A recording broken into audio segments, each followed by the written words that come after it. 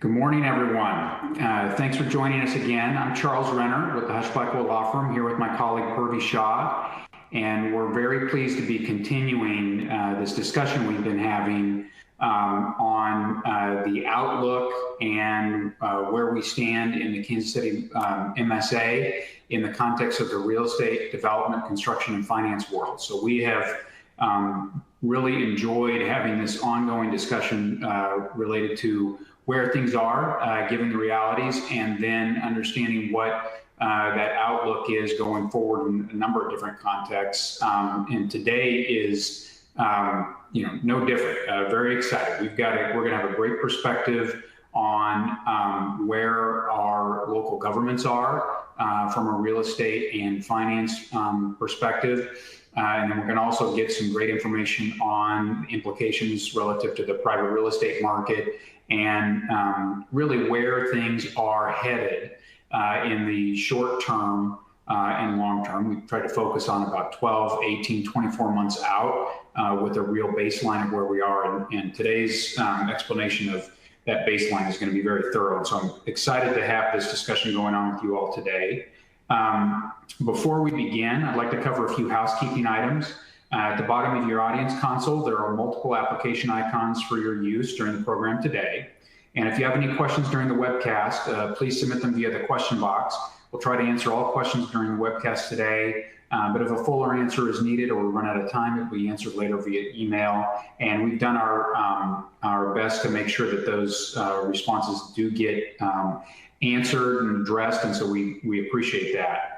A PDF of the presentation is available in the resource folder, and this presentation today has got a fair amount of details in it that I think are very informative, so you may want to take advantage of that. The program has been approved for legal education hours, so to report your hours, click on the CEU icon at the bottom of the screen, and a certificate of attendance, including course numbers, will be emailed to you tomorrow, along with a recording of the webcast for watching and sharing.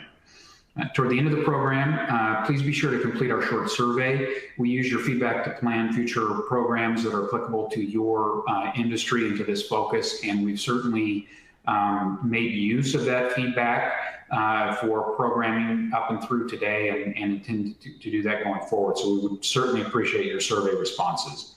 That's all the housekeeping items. So without further ado, I want us to get started with our program and turn it over to my colleague, Purvi Shah. Purvi? Thanks, Charles. We are pleased to have three panelists for you today to present during our webinar. We have Bo Boivay, County Appraisal for Johnson County Government, Kathleen Von Atchen, Chief Financial Officer at Unified Government of Wyandotte County in Kansas City, Kansas, and Bob Galamba, Senior Vice President of Colliers International. Bo Boivay serves as a county appraiser for Johnson County, Kansas, and was officially appointed on February 6, 2020. He holds a registered mass appraiser designation from the state of Kansas. Bo came with 24 years of experience in the property assessment community in the state of Arizona.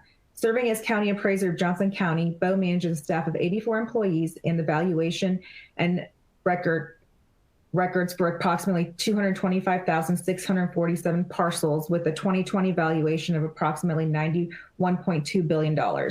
Prior to coming to Kansas, his most recent position was the chief deputy for Yavapai County, Arizona. Bo began his appraisal career with Yavapai County in 1995 as a clerk, when he was promoted to an appraiser, then office manager, and finally land supervisor. He left the Yavapai County Assessor's Office in 2005 after accepting the position as land manager for Maricopa County, Arizona. That includes the Phoenix metropolitan area. Bo worked his way up to be chief appraiser, a position he held 4 years before resigning in June of 2016. Kathleen Von Atchen joined the Unified Government of Wyandotte County in Kansas City, Kansas as Chief Financial Officer in February 2016.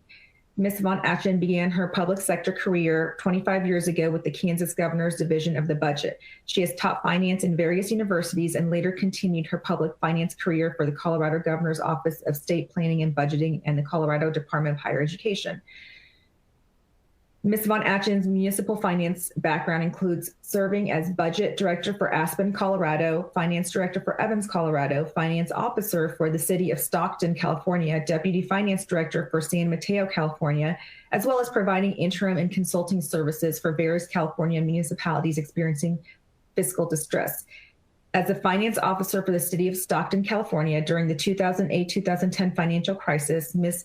Von Atchen was the first to signal to elected officials of Stockton's significant fiscal year 2008-2009 budget gap and was the lead coordinator writer of Stockton's May 2010 fiscal emergency declaration.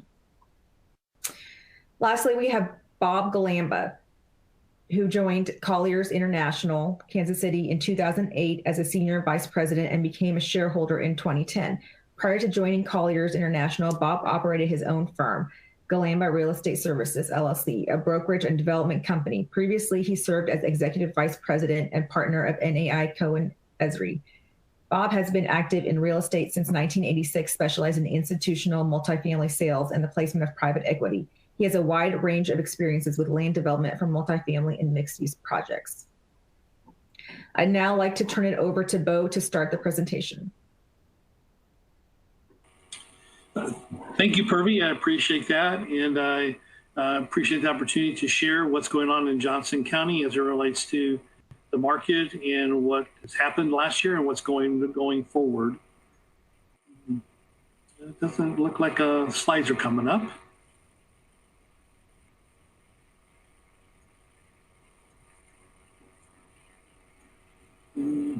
The slide is not moving up into position on my screen.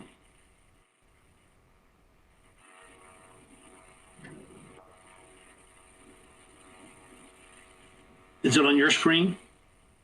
Yeah. Yeah, but we see it. I can advance it for you if you want to go. It's the first slide. Mine's not advancing right now, but okay. So basically, we'll go on to the next slide so we can talk about what's going on. For if you could advance it. I'm not sure why it's not working. It worked earlier. Problem is I can't see it too well. That's the problem, is it's hard to read. So basically we have 79.4 people in our office right now. As you know, we've had some issues with the budget because of the COVID-19 issue, and we're looking to see if that will get better, but right now it's not, we're had to cut our budget, so we went from 84 down to 79.4. At this point, I did have to give up 2 positions for, they're gone. I had to actually give them up, but I have 2 actually what we call on the shelf that I'll be able to fill in later. So hopefully that'll be there. And if you go to the next screen. So we have 3 ways we look at our properties on our website. So we have what we call our orthos, which are our 90-degree view from above by airplane. And we also have what we call obliques. And obliques take the same pictures, but they give us a 30-degree angle shot on every property. So we're able to see the sides of the buildings as well as the top. And that helps us be able to actually do measuring and review properties without having to actually send everybody to the field. So right now we're able to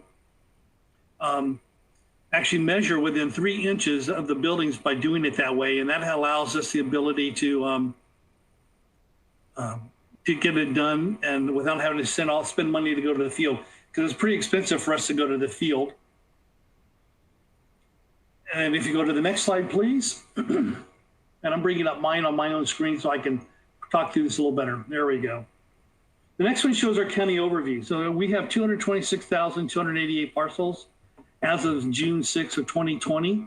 Right now we got 184,000 residential, 7,400 of commercial, which is about 30.9% of the tax base. You can see the diagram there. For the remainder of what we have is exempt properties, vacant, and agricultural properties. We don't have a lot of agricultural properties in this particular county and compared to what's in western Kansas. Next, please.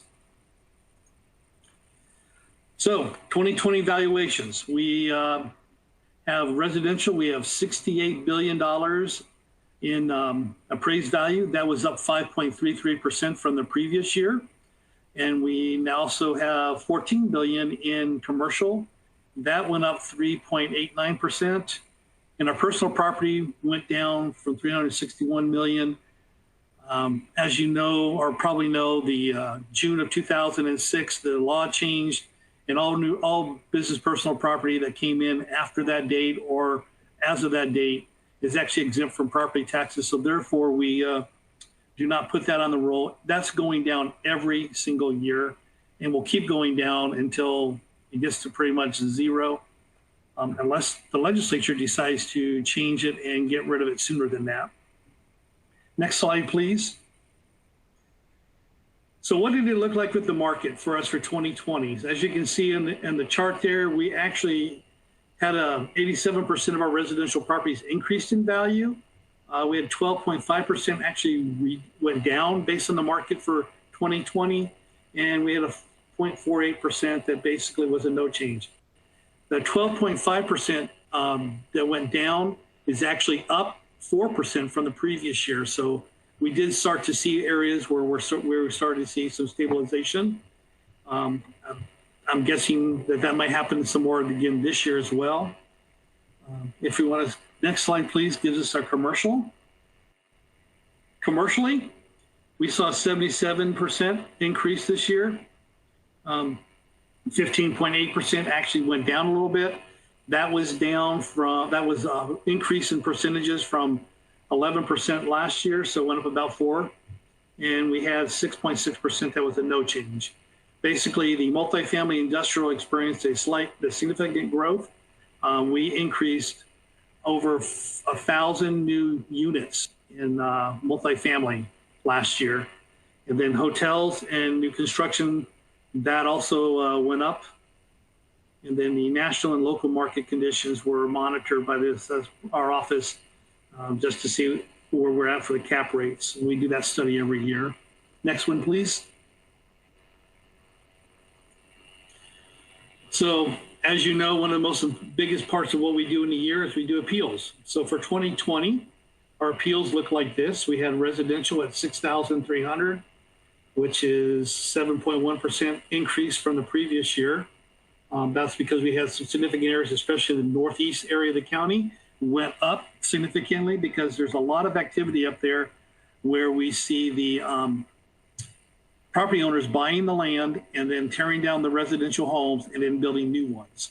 So there's a lot of activity going in there. And of course, if you tear down a house that was 40, 50 years old and you're putting in a brand new one, the depreciation is going to be much lower. Therefore, the value is going to not have as much depreciation. The values are going up. Commercially, 2,100 appeals. That actually was down 5% from previous years. So that was kind of a change for us. And some of that might have been because of the way the increases were in the multifamily area. Personal property, we always get a handful of appeals there, but there's a pretty small number in terms of that. The next slide will give us our statistics of what it looked like for their current statistics. So our average sale price for residential was $363,000 for this year. That's up 5.2%. Our sales, however, went down. We went down 12% to only 90,000 sales in residential, and our permits were up from about 10% to 793. Commercially, the average sale price was $1.7 million. That was actually down 40% from the previous year. The number of sales, 891, which is down 36%, and permits are only at 75. So this is what we're looking at right now. This takes us through January through June of this year.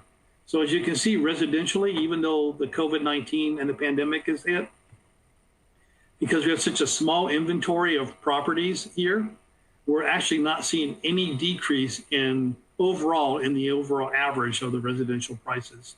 However, commercially, you can see we've seen a significant drop in what the average sale price is. And that looks to be mostly small businesses that are selling and properties that are selling. That's not the larger commercial properties. We've had a couple of large commercial properties sell their sale prices were not that far off of where we were with our original values. And the number of sales, 891 for commercial, that's a significant drop, 36% as well. Our permits are up though for commercial. So we'll see how that goes going forward. I'm also getting ready to put together a podcast to do an update for the first 6 months for the public. That will be on our website probably sometime by the end of October. So there'll be some more update information there as well if you want to look at that at the end of October, 1st of November. Next slide, please. Dark store theory. Well, this has kind of been the issue, not just in Johnson County or in Kansas, but also across the country. And the dark store theory, of course, is where the business world, primarily are what we call our big box stores, are arguing the value of the property should be based on that being hypothetically vacant at the time it sells. That happens to a lot of commercial properties when a business leaves and they sell the property, that happens. But it's not an evaluation or an appraisal methodology. Appraisal methodologies are basically this: the sales approach, which means those are sales that actually occurred that you can compare based on the similarity, or the cost approach, what it costs to build it, replacement cost new, then depreciate it based on its age, or the income approach. But typically, this hypothetical theory that's being used right now assumes that that property is vacant at the time that we're valuing it, even though it won't be vacant until 4 or 5 years later. And then the cost for the lease up to resell it or release it has to be taken into account now, not at the time it happens. Well, that doesn't match any appraisal methodology that exists out there. Next, please.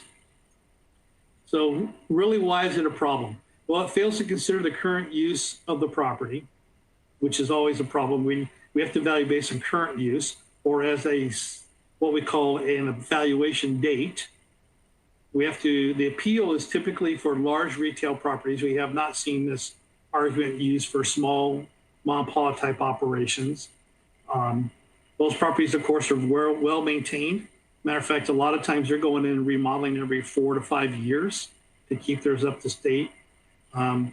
It occupies the best retail locations in the market. We know that, those of us who are in the business of appraisal or real estate, that they're putting their properties right where they have the best visualization and easy access in and out for properties. And then it occupies best retail locations as well. And we don't see them vacant, at least not very often. Now, in the last few years, and of course during the recession, that happened when businesses were closing. But for the most part, if they get vacant, they don't stay vacant for very long. This uses of comparable data is not similar to the subject itself because they're using properties that have other issues as to why they might have closed. The company needs to resize. That in of itself does not change the fact that the one that's up and running should be considered less valuable because another store closed. And the methodology does not use into account any of the financing, lending, the income tax valuation, or the insurance that goes into operating that property, which is what they want us to ignore as we do our appraisals. So where are we? Next slide. So the dark store theory, of course, is the tax reps appraisals typically arrive at a market value somewhere between 30 and 50% below its actual value at the time. The problem we've been having is that BOTA, the Board of Tax Appeals, they have actually been ruling somewhat in favor with the tax reps on this issue, thinking that the hypothetical theory has value, but they haven't actually come out and said that. So right now, Johnson County, we have 3,435 cases as of June 15th of this year on this particular issue. And most of those are actually the same properties for all the years. We have some of our properties are 15, 16, 17, 18, 19, and now 20. So even though it sounds like a lot of cases, the number of parcels involved are much smaller. So what does that impact look like? The next slide, please. So the impact, of course, is the revenue derived from those commercial real estate taxes. If this were to be upheld in court, because right now we're in court on this, and I'm going to talk about that in the next slide, the schools, cities, counties, everybody would have a significant loss in tax revenue if we're going to drop commercial properties, especially the big box ones, down 30 to 50% of where they've been for the last 4 or 5 years. It greatly reduces the availability for state funding also for the different schools. So those are some of the impacts that this theory could have long-term on the community. Next slide. So where are we with the big box? Right now, Court of Appeal, BOTA has only 2 members. They've been trying to get a 3rd member now for the last year that I've been here. They're holding off on all their docket cases because of the COVID-19. We have had right now 2 cases that we actually had done that were done by Zoom, and both cases I think went pretty smooth. So hopefully they'll start to do that more and more. But the problem is they still only have 2 members. So if those 2 members are hearing a case and they don't agree, then that case has to then be put on hold until they get the 3rd member, which won't be till after January 1. And then they have to have the 3rd member review all the information and then make a decision. So because of the lack of members right now, we're really sitting in hold. And all the counties are in the same thing. We have more litigation stacked up now than we've had probably, that I can tell, for many, many years. So we're waiting for them to get their stuff done. They're doing their remodeling. They get it set up, but right now we're waiting for more help. So legislatively, what's been going on legislatively? The next slide, please. So last year we dealt with these cases from an appraisal perspective. The Golden Years Homestead Freeze Act, of course, was brought up to try to change the valuation methodology to increase the value of the homes as also the income. That actually failed. It didn't get anywhere. The BOTA hearings, there was a decision there for BOTA hearings to be heard electronically. Well, that actually, one of the formats went through, the other one failed. But now we're working on doing it by telecommute anyway now. So I think that's going to become a mute issue going forward.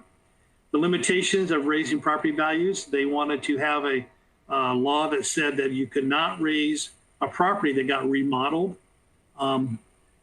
because of just the remodel. The problem with that is we know that people remodel their homes as well as commercial properties all the time to bring in clients and bring in prospective buyers. Our argument is that the market should be the one to tell us what the value should be, not whether it's remodeled or not, or hold off on remodeling as a consideration. We really want to focus on the fact that what is the sale price? That's the key to making a decision for value. Appraisal courses, there's a group out there that wants us to, in the appraisal world, to only value based on the standard approaches without using IAAO, which is the International Association of Assessing Officers standards, to try to value thousands of properties in mass appraisal versus individual appraisals.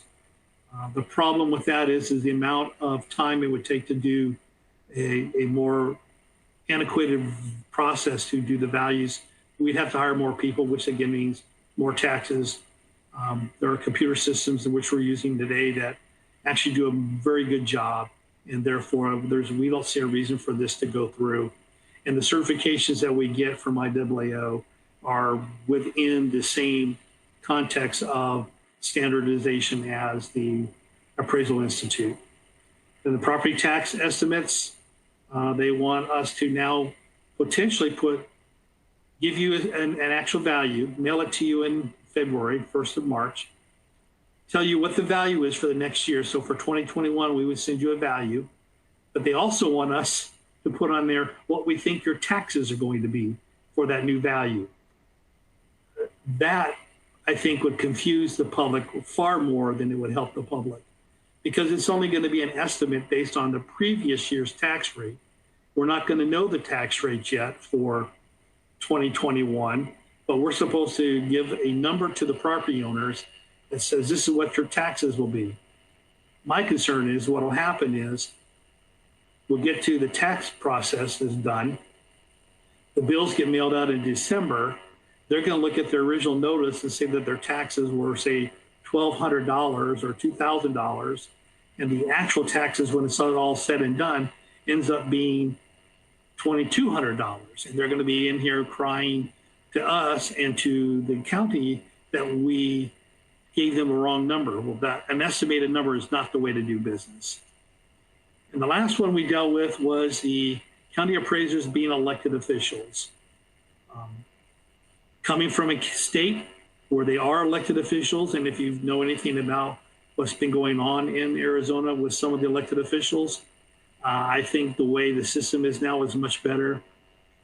It's a lot less political for the county appraiser to do his job or her job than it is to be elected and then have to deal with the constituents that are pressuring them to make decisions based on the fact they were supported into office.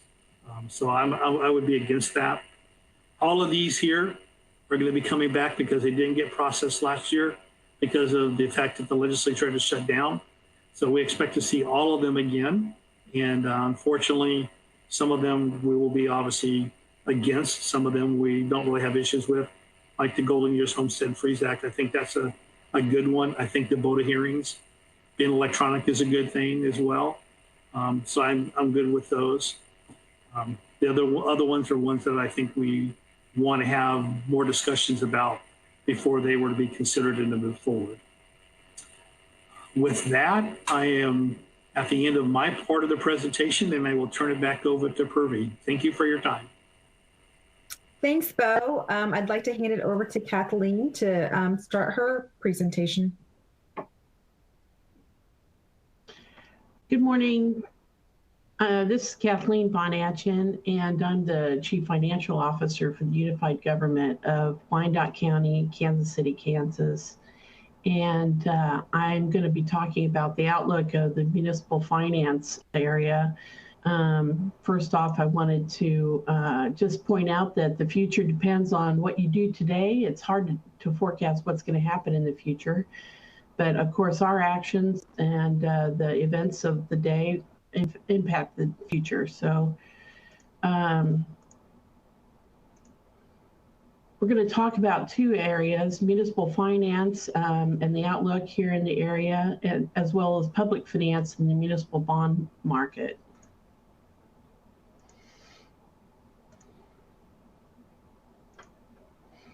So the economic impacts of COVID-19 has been significant, yet uneven across the country. Not only are workers and businesses affected, but so too is the fiscal capacity of governments that rely on healthy economies for their revenue. And as the crisis continues to unfold, the impacts of cities' bottom lines will be driven not only by overall economic conditions, but specifically the parts of the economy where tax revenue is generated, especially in retail sales, income and wages, and real estate. So as recession forecasts proliferate, not all areas will be hit equally hard.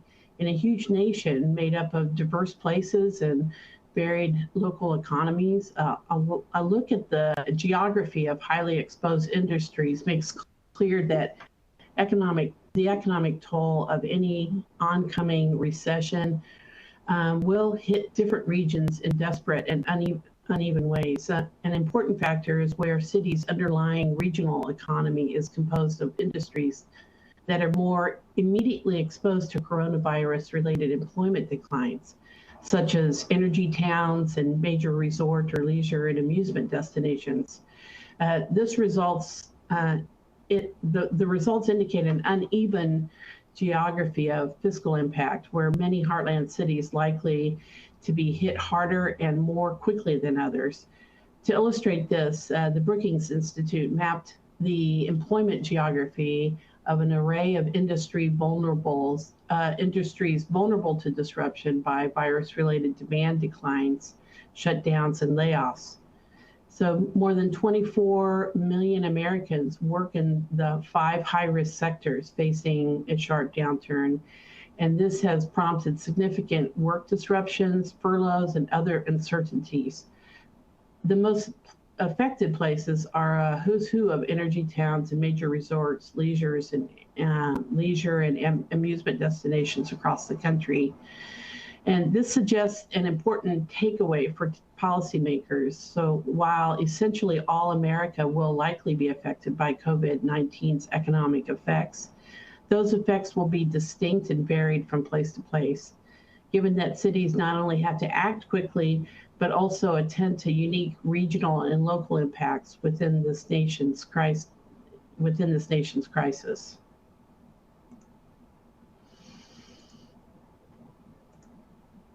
So to understand when cities can anticipate the brunt of the COVID-19's impact on their general fund revenues, the Brookings Institute examined the extent to which a city relies on general tax sources that respond quickly to economic swings. And cities in the US generate the majority of their revenue by designing their own tax and fee structures within the limits imposed by their state. So, for example, property tax limits, debt limits, and constraints on access to some tax sources. As a consequence, city tax structures vary across the country, with some relying heavily on property tax and others primarily on sales tax. And only a few cities, approximately 1 in 10, rely on income or wage taxes. So federal aid amounts to about 5% of total municipal revenue, while state aid is between 20 and 25%. So in other words, the city's tax structure accounts for 70 to 75% of what can be spent to meet health, safety, and welfare needs of its residents and visitors. It's clear that retail sales have plummeted and unemployment is skyrocketing. A city that generates the majority of its revenues from sales or income taxes will be hit hard and immediately when it experiences such consumer declines and job losses. So a city that relies on property tax, however, will not experience such an immediate collapse in its revenues, but local assessment practices require that cities wait to estimate the value of land and property until the property is exchanged on the market or an assessment is conducted. So current property tax bills, therefore, typically reflect values of the property anywhere from 18 months to several years prior to collection. So property tax collection is less responsive or elastic in the short term. But over time, as rising unemployment dampens real estate demand, even these property tax dependent cities will be impacted by COVID. So in addition to taxes, approximately 1/3 of a city's sourced revenues are derived from fees and charges for services, such as trash collection and water. Although COVID-19 will adversely affect some fee-driven services, for example, transit and parking, because demand is reduced, it will affect other services like water and sewer less severely, as residents remain in place and continue to use them.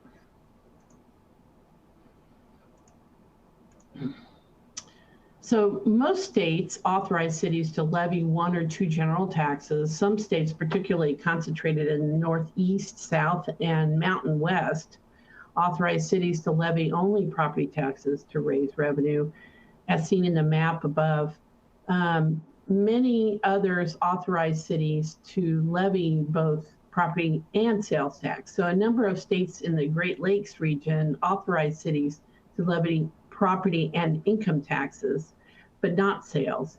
And a handful of large cities, such as cities within Alabama, can levy all 3 taxes. So generally more than half the cities within the United States rely primarily on a blend of property and sales tax, in addition to non-tax fees for revenue.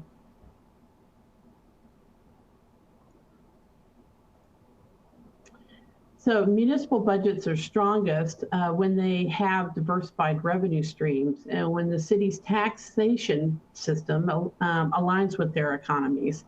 And a city with high overall property values should equally have tax structure that collects a sizable amount of property tax revenue, such as a city with high rates of retail sales should collect a sizable amount of sales tax. So to measure fiscal diversification and alignment, this Brookings Institute report scored cities on a scale from 0 to 2 for each of the 3 general tax categories for property sales and income taxes. And cities with overall average property values or sales receipts and above average shares of property tax and sales tax revenue, such as Raleigh and Austin, Texas, scored highly, whereas cities with below average property values and property tax revenue that didn't have authorization to levy sales or income taxes, such as Milwaukee and Las Vegas, scored lower. And this chart indicates the highest and the lowest scoring cities on a fiscal base alignment.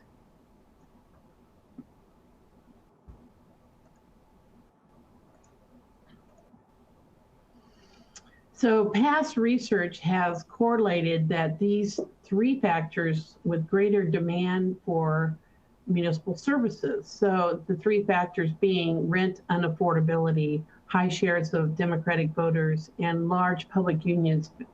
All right, so as a result, cities with these characteristics are more likely to have experienced expansionary pressure on their budget, and therefore are more likely to have less fiscal space to raise rates in the future. By contrast, cities with comparatively more rental affordability, conservative voters, and smaller public unions face less expansionary pressure and, hypothetically at least, have more fiscal space to raise rates when given additional responsibilities. Assessing sample cities along these 3 characteristics reveals that cities with the greatest demand, the red and the orange, for public services tend to be more populous and located in the Northeast, Midwest, and West Coast, as can be seen in this map. And cities with the least demand, or green, for public services tend to be mid-sized and located in the South, Great Plains, and the Mountain West, as well as the Midwest.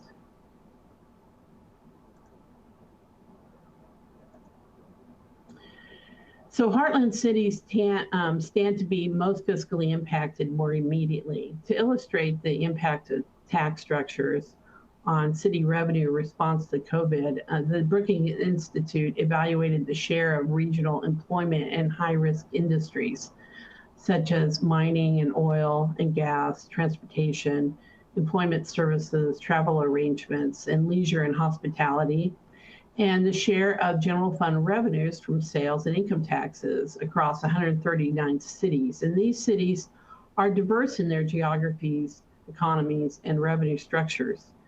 And cities with both a vulnerable economic composition, with greater than 15% of the share of their employment in high-risk industries, and a tax structure that is highly reliant on elastic sources of revenue, meaning greater than 25% share of general fund revenues, will feel a dip in revenues more quickly than those with alternative economic and fiscal structures. So this analysis reveals that many of the most fiscally impacted cities in the short term are in the America's heartland.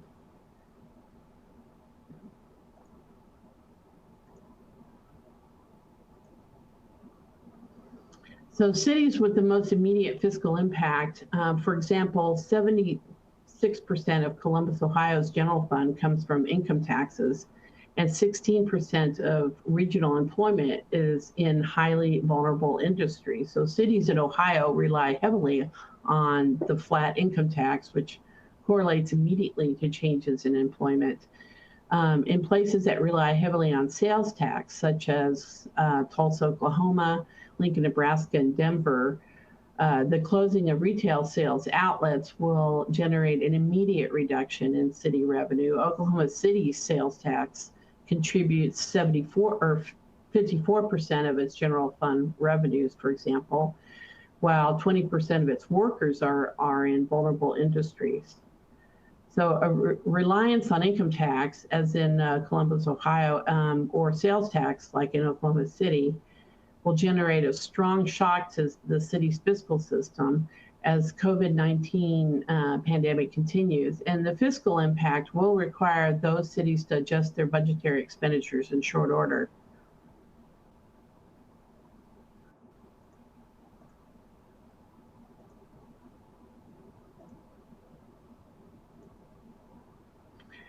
So cities likely to feel mid to longer term impacts from COVID are, number one, more reliant on property tax, have less exposed local economies and potential for foreclosures due to high unemployment and the inability to pay mortgages and property taxes. So those cities likely to feel mid to longer term are more reliant on those, such as energy towns, major resorts, leisure and amusement destinations. Durham, North Carolina, for example, does not have a local sales or income tax, and less than 12% of the regional economy is in a high-risk industry.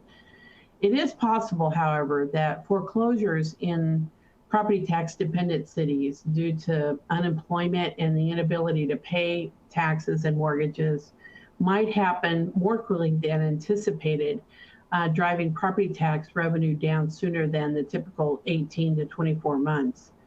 The more immediate impacted cities, those reliant on sales tax and income tax with a higher share of vulnerable industries, are likely to feel fiscal declines. Others are more likely to feel COVID-19's economic effects the remainder of this year and into next year. Although higher reliance on property tax revenue is generally more favorable in the short term, a less diversified structure will limit the resilience of city budgets in the future years.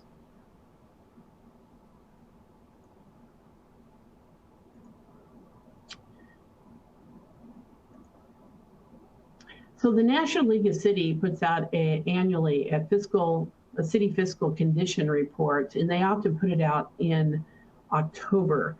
So the fiscal impact of local governments to manage public health and economic resilience in the face of COVID-19 is uncertain at best.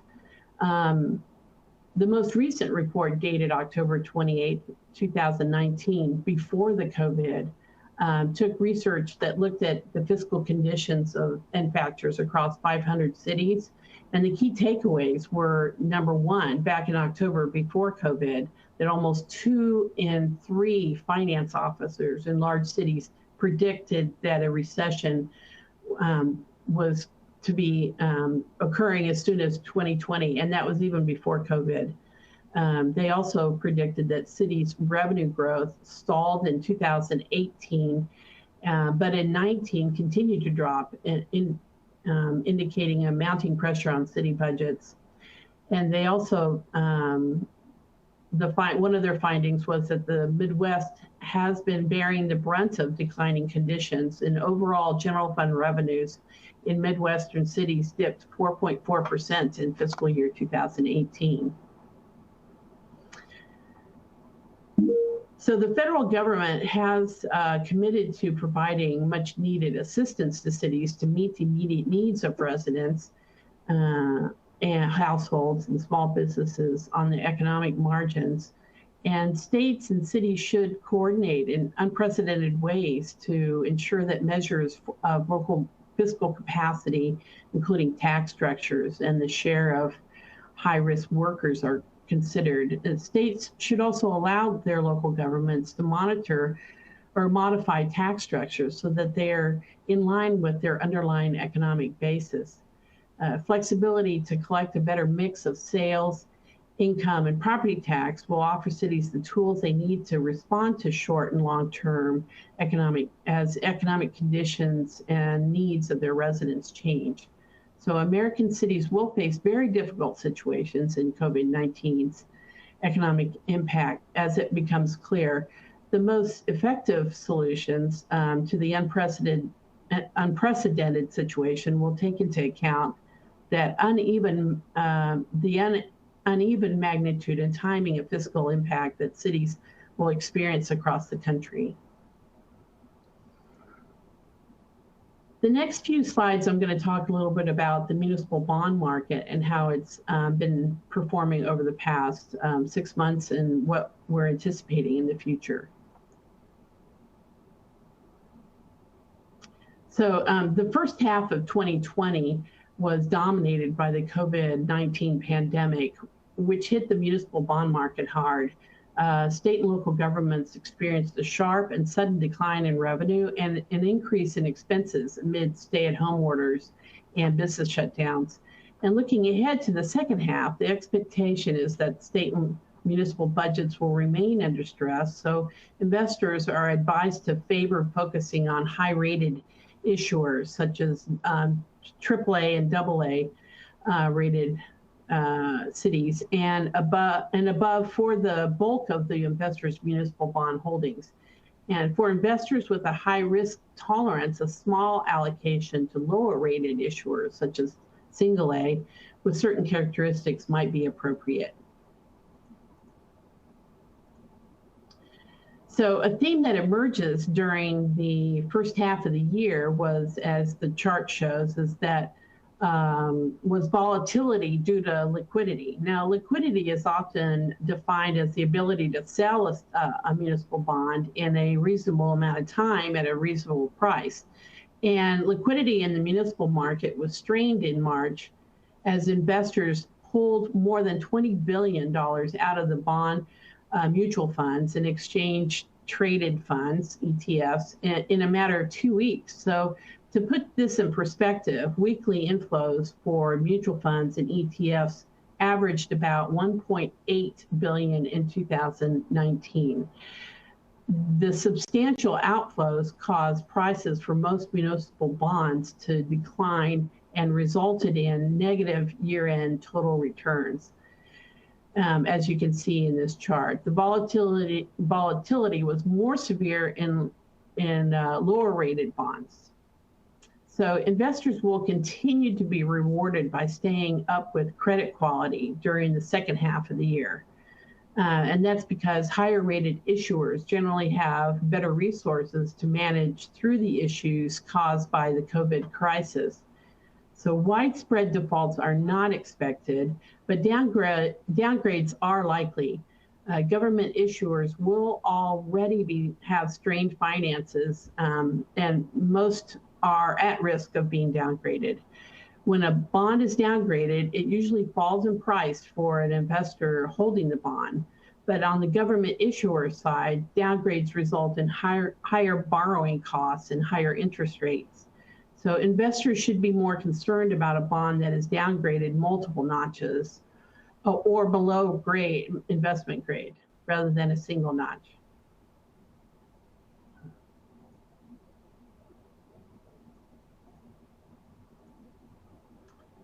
So to counteract the swift decline in municipal bond prices, Congress in March passed the CARES Act, which provided direct aid to states and authorized the Fed to create new facilities to help stabilize markets. The most relevant facility for the municipal bond market is the Municipal Liquidity Facility. And this facility allowed the Fed to purchase short-term notes up to 36 months in maturity from states and many large cities and counties and selected revenue bond issuers. And to date, only one municipal bond issuer, the state of Illinois, has used the facility because it's more advantageous for most issuers to go to the market directly. Although the facility has not been used frequently, it provides a safety net for the municipal market. By having the facility in place and having shown a willingness to be flexible, the Fed is signaling to the market that it will provide support if necessary. And this has helped stabilize prices and borrowing costs, especially at the short end of the yield curve. But going forward, a repeat of the volatility in March is not expected, and largely it's because of this Fed action.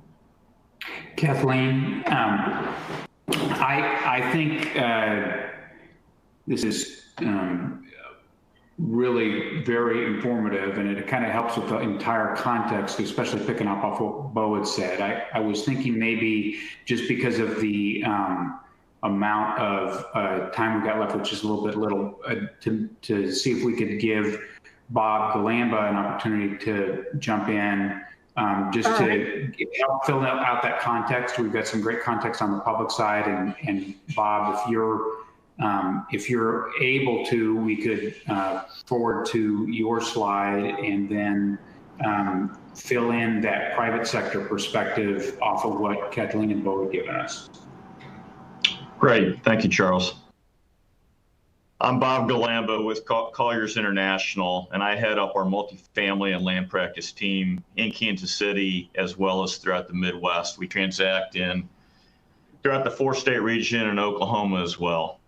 I'm going to provide Colliers research as well as some anecdotal information and just my opinion on what's going on in the marketplace. The retail market, is, I think we probably all know, is very, very topsy-turvy. It's been turned upside down and sideways. But the retail world, which I include the entertainment venues, restaurants, they're a hardy bunch. They're very entrepreneurial, they're resilient, they're diverse, they're creative, and they find ways to stabilize and make a comeback, if you will. They're true entrepreneurs. Pre-COVID, retail and the entertainment venues, along with fitness, they were the new answers to shopping centers.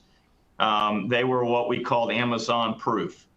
And so they were the savior to a lot of shopping centers. And now, of course, with COVID, they were shut down from a national mandate really for 2 months, and are with various mandates throughout municipalities. It's a challenge for them to come back. At one point, we projected 70% of the restaurants would fail in the United States. We think today it's probably about 40% will close. But the great thing about, again, our society is they'll be backfilled. I mean, we have confidence in that, and we're already starting to see that. And as far as the traditional department stores, the truth is they had been dying for years, and COVID kind of finished off some of them and sent them into bankruptcy to retrench. Stores like Macy's, Neiman Marcus, JCPenney's, they're all retrenching. The retail analyst, Green Street Advisors, predicts that more than half of the department stores in the U.S. will close by 2021. And the challenge is that's a domino effect. When you have an anchor that closes at a power center or a mall, the boutiques and the restaurants and everything else feed off of it. And so it's a domino effect. However, malls are beginning to transition. Again, this started pre-COVID. The shutdown and the reopenings have accelerated it. Malls are beginning to look at transitioning to be more healthcare or medical-related malls or health and wellness malls. And we're also seeing Amazon in discussions with Simon's Properties, which is the largest mall owner in the country, converting malls to what's called the last mile for Amazon, so that they can deliver within hours after your order, and literally converting the mall into basically a staging area and warehouse and what we call an output facility. In 2019, there were 9,500 store closings. That's in 2019 nationally. As of September of 2020, CoreSite Retail Research has indicated there's 7,700 stores that have closed. And they project, though, in the next quarter to the beginning of 2021, that there'll be a total of 25,000 stores permanently closing in the United States. It's not all doom and gloom, at least in Kansas City. Submarkets that are continuing to move along. Lee Summit has opened up Summit Orchards in the streets of West Pryor. Wyandotte County has added Menards and a new grocery store in downtown Kansas City, Kansas. And Overland Park continues to see new retail openings. Office, the office market is really kind of a wait and see prognosis. Companies are continuing to reevaluate their space strategies, their square footage needs, and analyzing, is remote working, is it positive, is it negative, is it a mix? The office market in Kansas City had really kind of struggled for years, and it was finally in the last 5-6 years really picking up pace.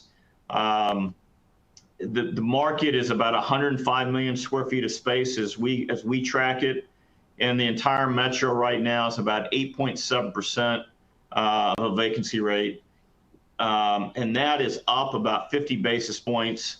In the second quarter of 2019, it was at 8.2%. And to translate that into square footage, 8.7% vacancy is about 9.1 million square feet of space that's on the market today. We saw our first big pullback in absorption, of course, in the second quarter of 2020, with 415,000 square feet of negative absorption. The big item that we hadn't seen for years that is now coming kind of fast and furious. There's 600,000 square feet of sublease space on the market, and we think that could double by the end of this year into early 2021. Kansas City, though, over the last decade or so, has really diversified its economy with real strong areas and long-standing strong areas in architecture and engineering, a real growing technology base of companies, animal health science, and then, of course, healthcare. Plaza and Johnson County remain the strongest submarkets. Okay, so it's kind of a tale of two cities. Those are two areas that are struggling. The next two areas have really gained steam with COVID and coming out of it, and will continue. The trends, the demographic trends are overwhelming as 2020, as the 2000s have been progressing, and COVID has sped this up. So the industrial real estate market in Kansas City is a 260 million square foot base with about 6% of a vacancy rate. 95% occupancy or 5% vacancy is really considered a full market. So we're about there. But 6% vacancy equates to about 16 million square feet of space on the market today, which is a decrease. In the second quarter of 2019, there was about 17 million square feet on the market available. You know, as we know, there's been a major surge in demand for rapid shipping to consumers' doorsteps. This is interesting. E-commerce only equates to 11.8% of total retail sales in the U.S. The forecasts are that e-commerce sales will hit 1.5 trillion by the end of 2025. And that equates to a need for 1 billion square feet of new industrial real estate. Kansas City, like most cities, is woefully unprepared with adequate buildings for the rapid transition to food delivery and then cold storage. Developers are scouring for opportunities to convert buildings and for sites as we speak. That is a major area of contention and growth. Supply chain management, the PMI index registered 56% in August. And anything above 50% indicates expansion in the overall economy. And we don't recognize that because of what we've been coming out of after the shutdowns, et cetera. But the reality is we as a society, we're a consuming society, and we've been buying online. And so the actual, the overall market has been expanding. And that's actually the third month since the April shock of everything that occurred with the shutdowns. So we're buying online as a society. The Kansas City construction, which is, I think, a very interesting growth that it's been occurring the last 5, 6, 7 years. Prior to my specialization in multifamily and running our team here for 20, 25 years, I actually specialized in industrial real estate. And, you know, in that world, 20 years ago, we were good if we were doing a 50,000 square foot lease. Well, today, 100,000 square feet is kind of small potatoes. And Kansas City has transitioned into a major distribution logistics market with regularly buildings being developed at 300, 400, 500, 600, 700, 1 million square feet. And today we have 17.3 million square feet that have been delivered, another 5 million that is expected to be delivered by the end of the year. And then we have another 8.4 million square feet that's under construction. And we've got new markets that are being identified in Kansas City, areas like Raymore and Bolton that really had never been a strong industrial base, or Shawnee, Kansas. Those areas are now identified as strong growth markets with new construction occurring. Home Depot is rumored to be circling for 300,000 square feet at the old Richard Scabauer. It has now been rebranded and improved as the I-49 industrial corridor. Amazon is expected to lease about 700,000 square feet in the same submarket. And then 565,000 square feet is expected to break ground in Raymore, in the Raymore Commerce Center. So those are all emerging markets for logistics in Kansas City. Multifamily. This is, along with industrial, has been the darling. It was the darling before COVID, and it's the darling coming out of the COVID. During the shutdown, we couldn't value property. We couldn't market property.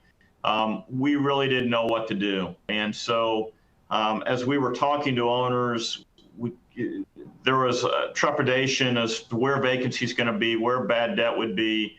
And as they were looking to us to value property, we had to say time out. That couldn't be done. The CARES Act, PPE dollars allowed a bridge to get to the other end. We're still not quite there, but it has allowed us in the multifamily world to remain relatively safe. I wouldn't say unscathed, but certainly safe. In Kansas City market, we've remained above 95% occupancy, and that includes the second quarter of this year, and that's 26 consecutive quarters that we've been above 95% occupancy in Kansas City in the multifamily market. Rents have remained relatively unchanged or unimpacted by COVID. The market being Kansas City's market, continues to experience elevated construction, and it's something we have to be keenly aware of. We've got about 4,000 units that have been delivered in 21 projects year to date in Kansas City. There's another 19 projects totaling another little over 4,000 units that will be delivered here that's under construction at the end of this year into early 2021, and another 8,100 units and another 2,600 projects that are in various levels of planning stage. So I'm going to transition to the capital markets. We see this, and I think everybody does, right? It's a national health crisis. And versus in 2008, we had a liquidity crisis. The lenders have stayed at the table, albeit they have been, the requirements and have been much more stringent, but they haven't backed away from the table. and equity has also remained at the table. And it was pent up because it wanted to deploy. Really, it usually surges in the second quarter of a year, and this year it couldn't do that. And so those investors have been trying to be as active as they can be coming out of, starting around early June, really. But sales in Kansas City have been down. We transacted about $98 million in the second quarter, multifamily sales. This year, $81 million of that was in really one portfolio sale. So you can see that we weren't real active, and that's down from about $300 million same time period in 2019. Sales have picked up in as we head into the third quarter of 2020, and we think we'll continue. We have a little election coming up, and so there is some concerns there as to placement of money and how things will wrap up as we go into the fourth quarter of 2020. With historic low debt, it's driven down. Long-term debt for multifamily and industrial can be in the low 3% long-term money. And so that drives down capitalization rates or returns. And Bo, I hate to share this because you got to turn your ears off here, but cap rates for multifamily have been in the low to mid 4s for Class A, core plus real estate. It's rather shocking, but that appears to be a trend, certainly in Kansas City, and even in tertiary markets that we work in. We're seeing cap rates in the low to mid 5s, which has been unheard of, but really it allows still with, again, borrowing money at 3%, 3.25%, 3.5%, positive leverage and cash on cash returns that are adequate for those investors, and therefore values continue to surge. The other end of that, of course, is always with a recessionary environment. You do see opportunistic buyers coming out, viewing the situation in a contrarian approach, and they're looking for higher returns. Retail, office, and at 7, 8, 9, 10% returns are not uncommon in that world, trying to find those opportunities.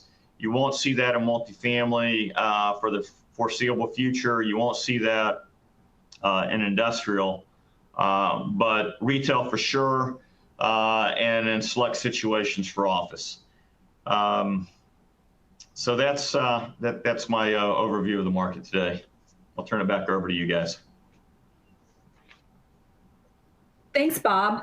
So Bob did have some really good slides that he had prepared that included various graphs, and we did not prompt through those, but those are available in the PDF presentation in the resources folder.